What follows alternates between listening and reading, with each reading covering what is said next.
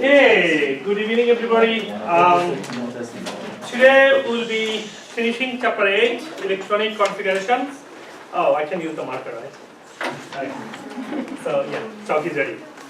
So electronic configuration, we talked about details, the concept. We did some practice.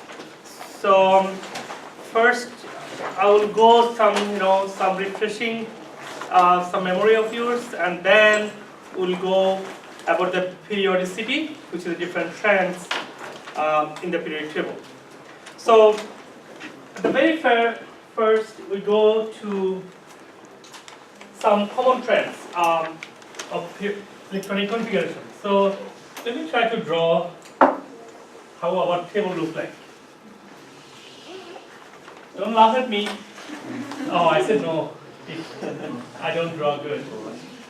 Okay? So that's the periodic table. And there's a line here, right? Oh, that should be long line. So It's really blue. it's too blue?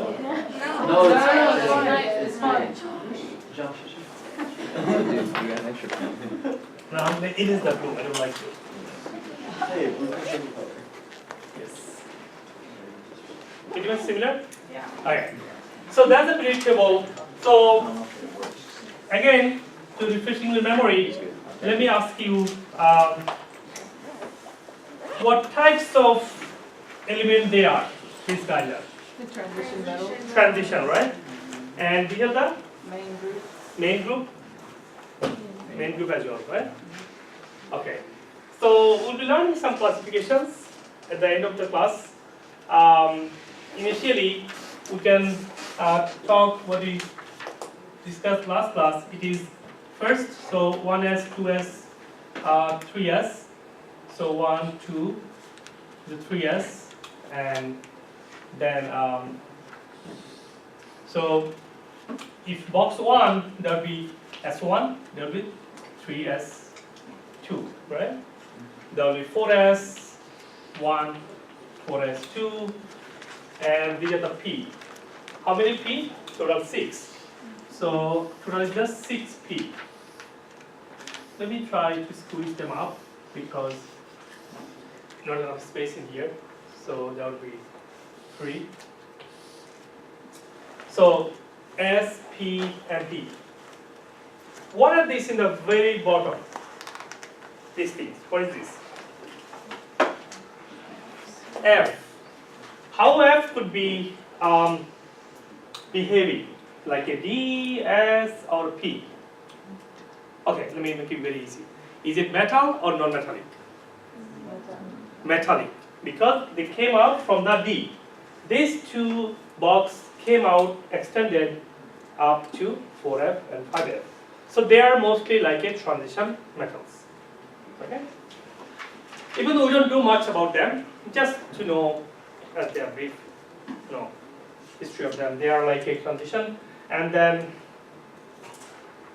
when you draw our electronic configuration, then we follow this trend.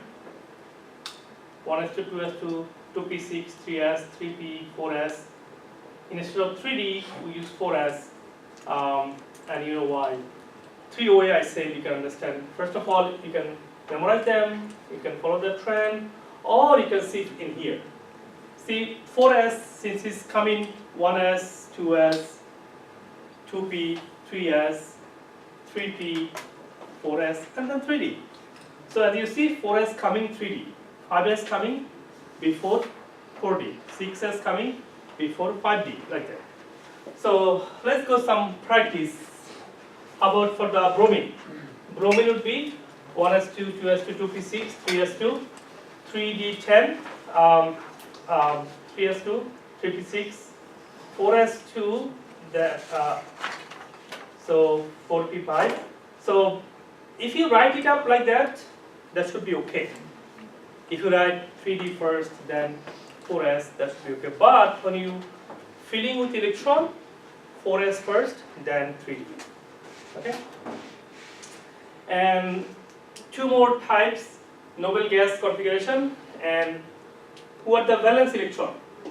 The last outermost electrons are called valence electron, right? And so if you make it very small and simple, instead of pole configuration, you can write up to this type with using nearest noble gas.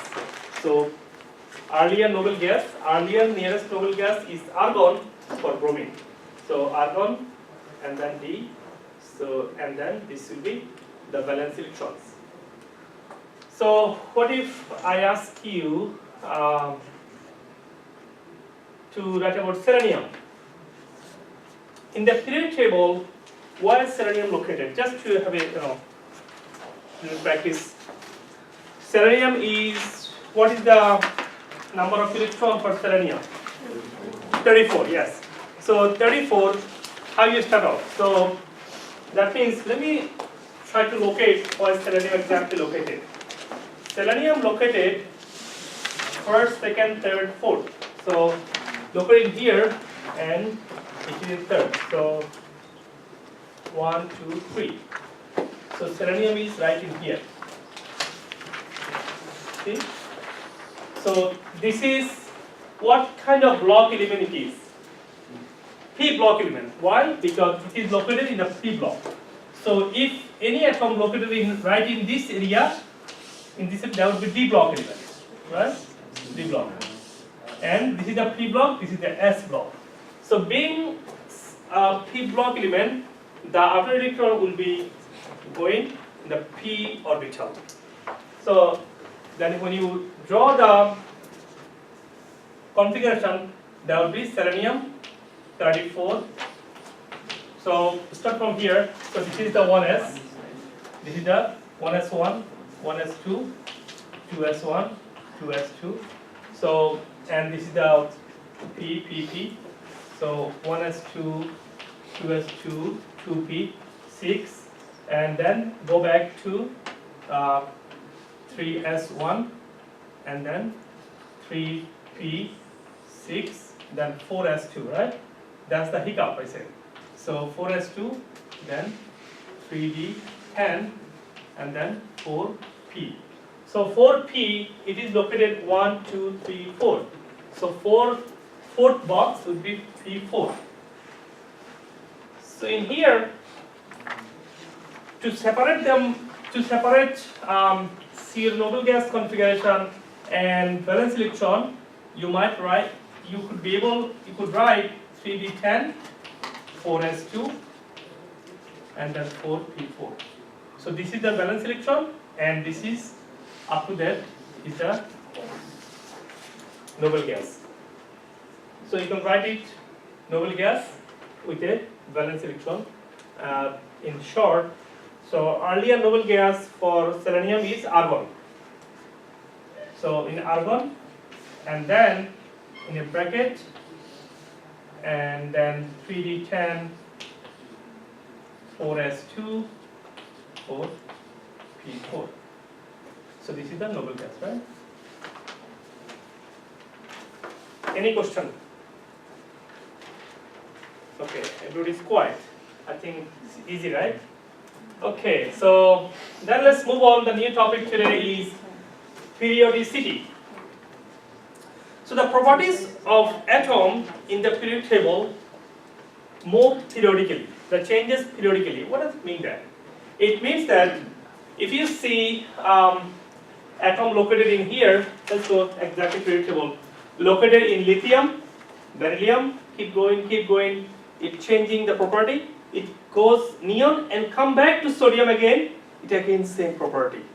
So in the same column, their property is same. That means property changing. It comes back to same property. For instance, chlorine, number 9. It's a halogen. It's a specific property, highly electronegative. It goes to neon, goes to then sodium, magnesium, coming back to chlorine. Again, in the same row, it's going to be same property. That's the periodicity. So we'll be trying to figure out how this trend changes. Radius, which is size, and then ionization energy and electron affinity. These properties, how they changes in the periodic table, we'll be learning that. First thing is radius. What does radius mean? Center to periphery? Yeah. Center to the edge. Second? From the center to the edge. Center to the edge, right? That's the radius. So atom do not, no, we do not measure atoms by their whole size. We rather go, what is the radius? That tells us how big, how the size changing the atom toward the table. So if I show into a table, let me see how it works. So when you go from top to bottom, I'm going to ask you, because you already know details about periodic table, I'm going to ask you, if you go from top to bottom, what things changing in terms of quantum number?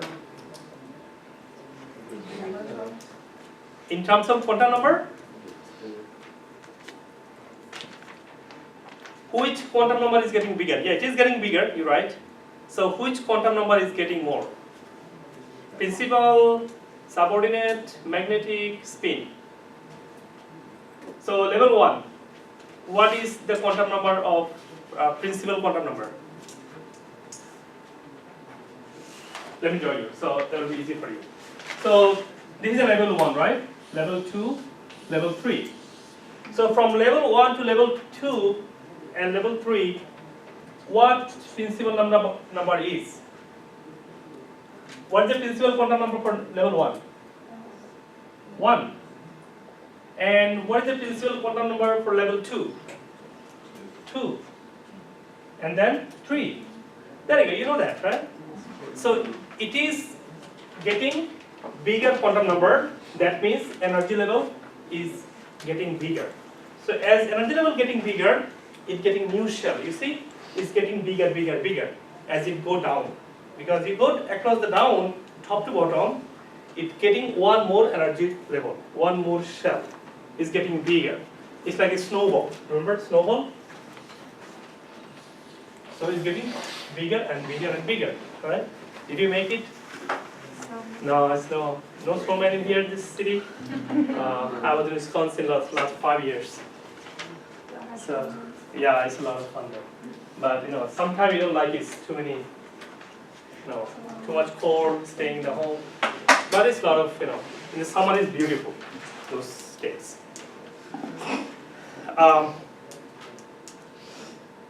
Okay. So from top to bottom, if you go across from top to bottom, is getting more energy level. As more energy level is getting bigger size, right? That means radius is increasing as you go from period, right? Increasing number of energy level. See, they're getting bigger. What if we go from left to right or right to left? What's happening in here? As you see, if you go from left to right, you might see, hey, number of electrons increasing, proton number increasing, right? Everything is increasing. Why these are showing like that? Maybe Dr. Haque did a mistake, right? No, it's not a mistake. It is right. From right to left, it is increasing, even though electron number and proton number increasing from left to right. The other way. Can you get any clue with that? What could be the reason? So, as you go from left to right, proton number is increasing, right? So, remember proton is positive, isn't it? Electrons are negative.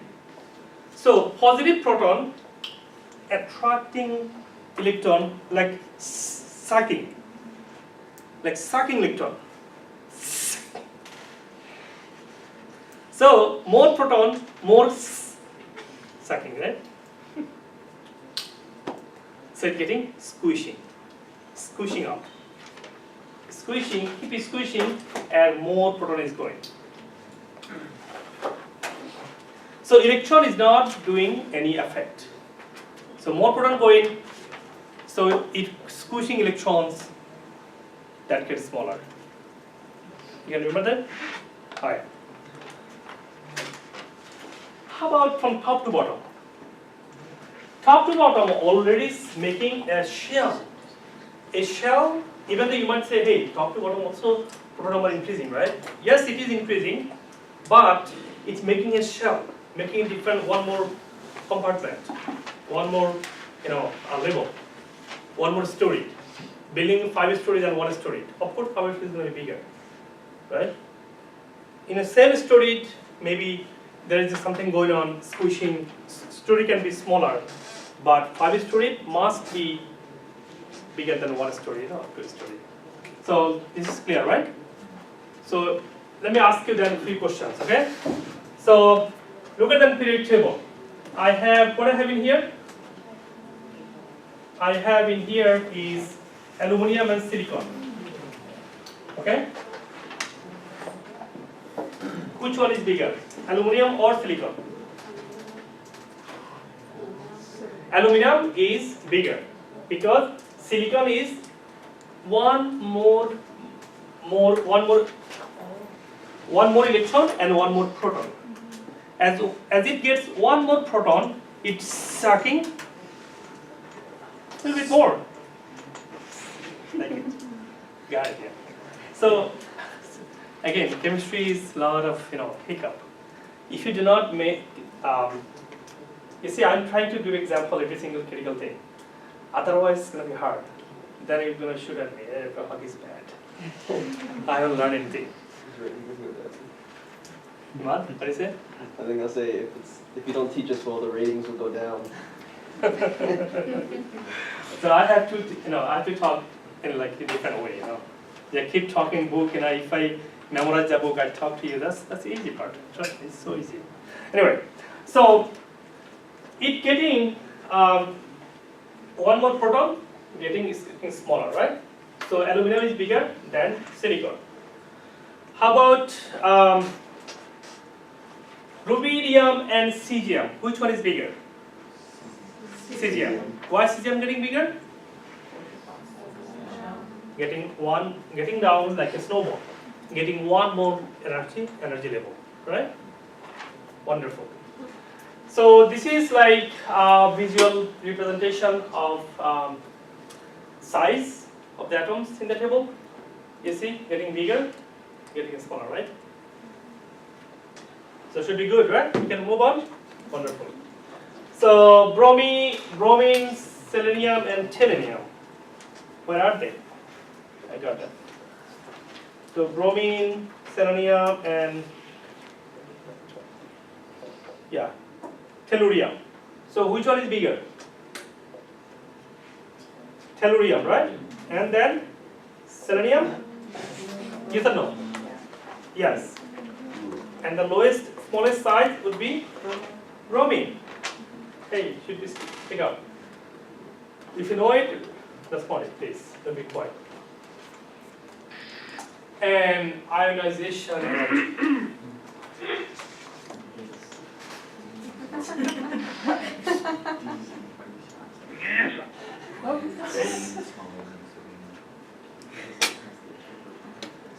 So what happened actually? Let's go back. Go back. Follow one more time. Look at the picture. Okay? So ionization is losing electron, coming out electron from the atomic orbital, or from the let's go from a level, outer level. So electron gets off from the valence shell. Valence shell means outermost energy shell. Remember, valence means the outermost shell is called valence shell. So electron coming off from the valence shell, that's the actual ionization. And ionization energy is the amount of energy you need to get that off, right? So does it make sense when you cut it something, right? Cut something off. You need energy to make an effort to cut it. You know, to break it, you need to make an effort to do that, right? So this like simple analogy you can remember. Something got off, cutting off, electron coming off, you need to put energy. So let's go back to the chapter 6. When a system needs energy, is it endo or exo? Endo. Wonderful.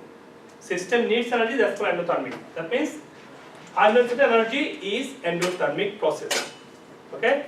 This is a endothermic process.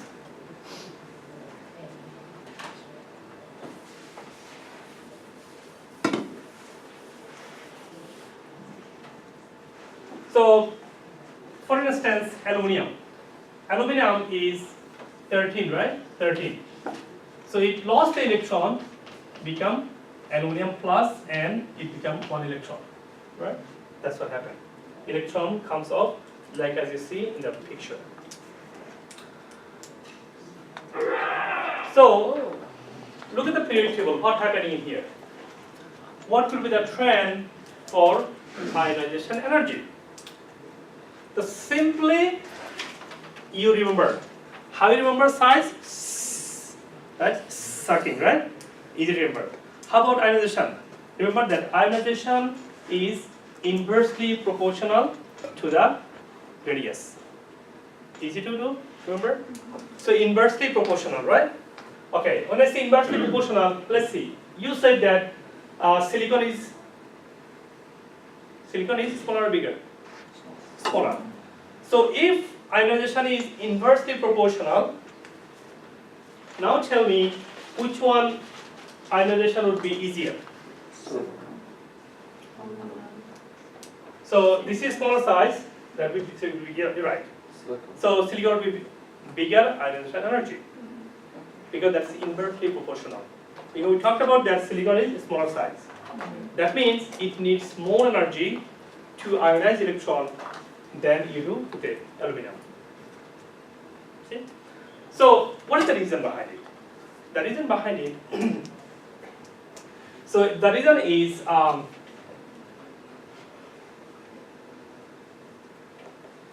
look at this how they look like. For instance, this is small guy, this is big, right? It has only one level, this is several level, right?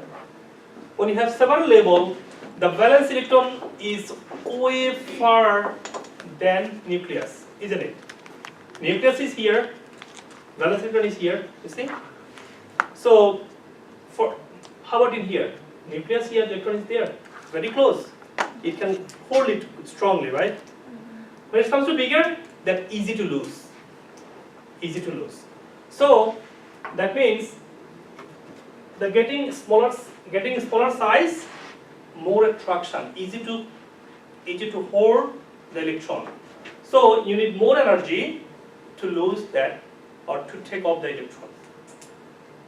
Smaller size, more tightly bounded, right? That means you need more energy to get off that electron. Make sense? Yes. The same way, if you go from top to bottom, they're getting bigger size, electron are loosely bounded. Electron are way far than nucleus.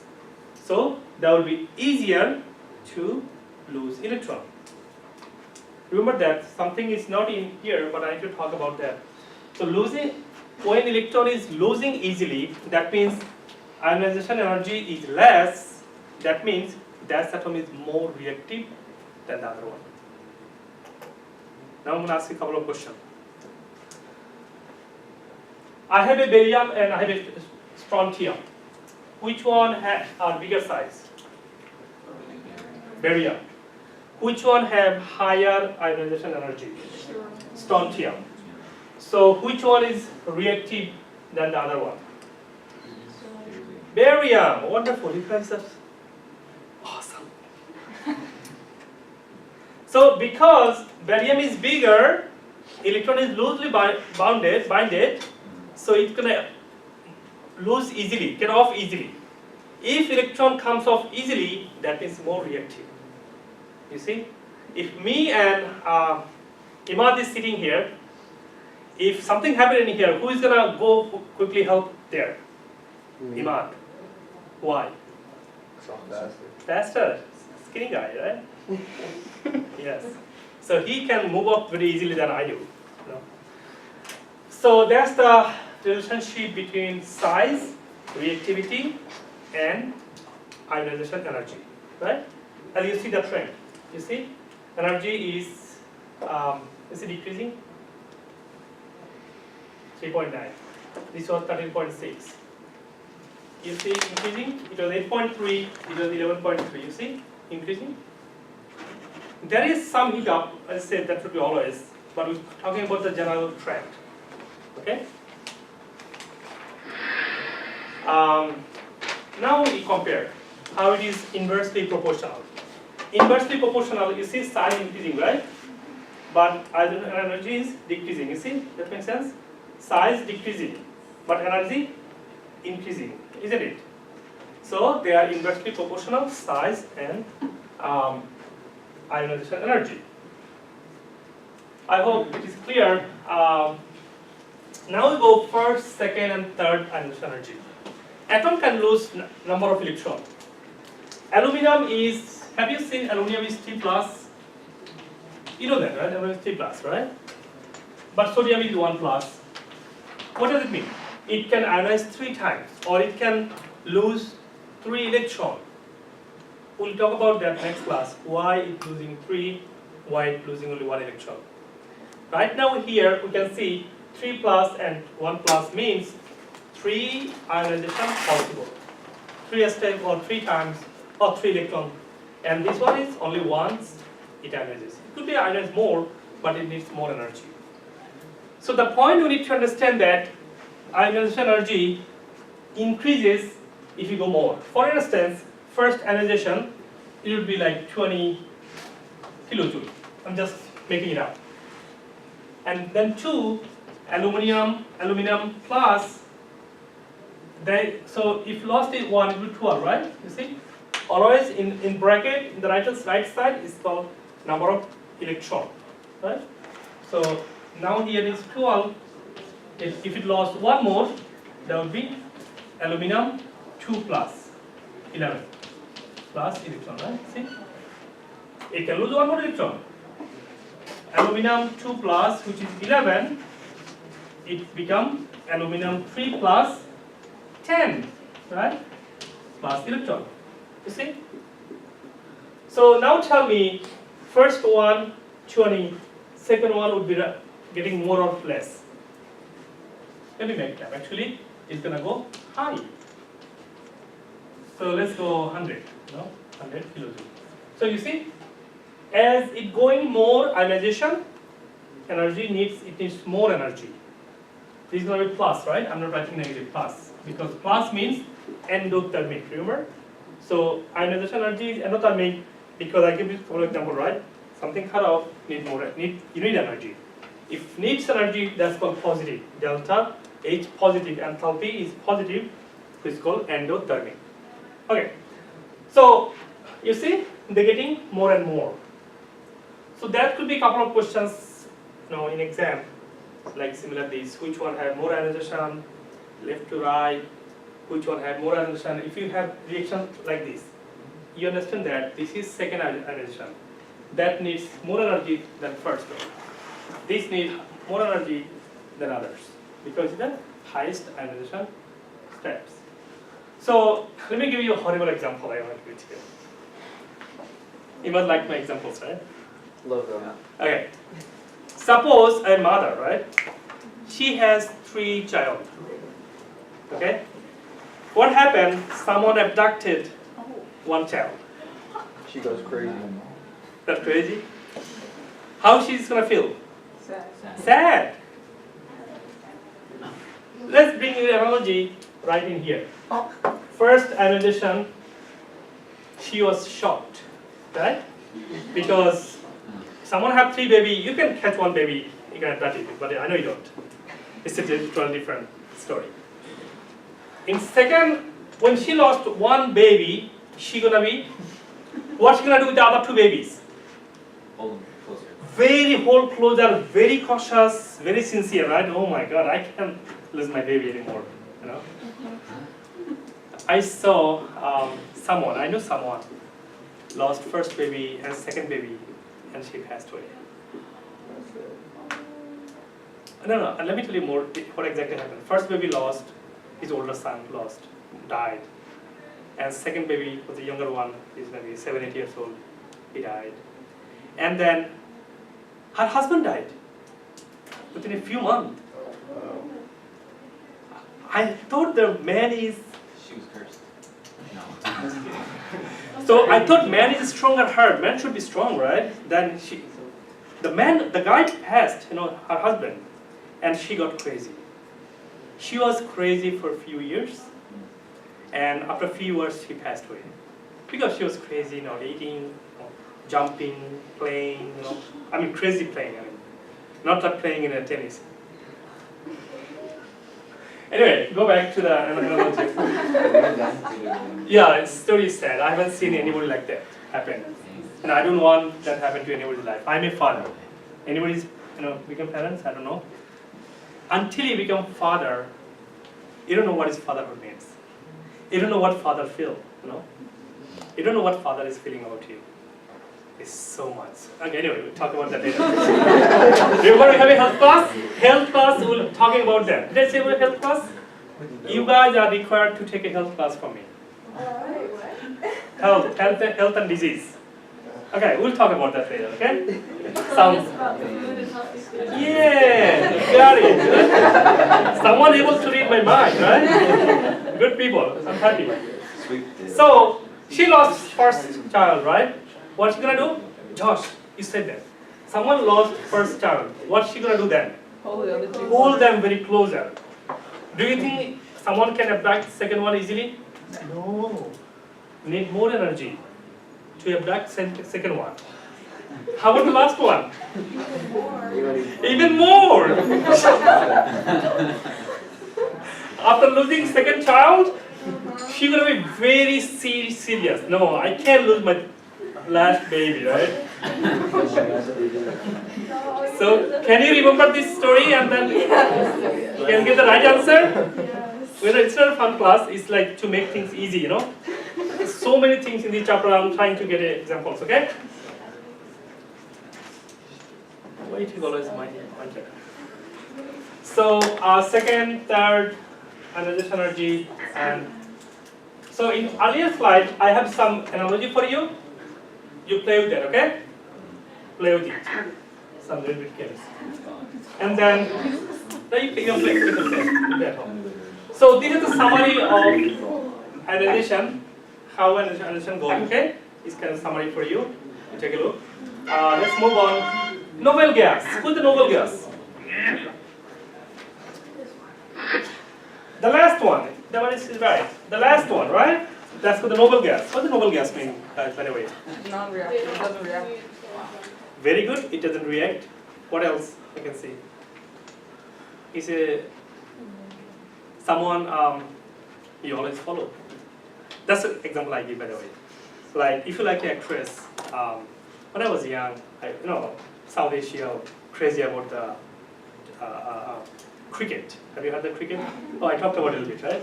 In the earlier class. So in cricket, someone star, especially Pakistani. I'm Bangladeshi. The player in Pakistan, they are like very good player. They play very good.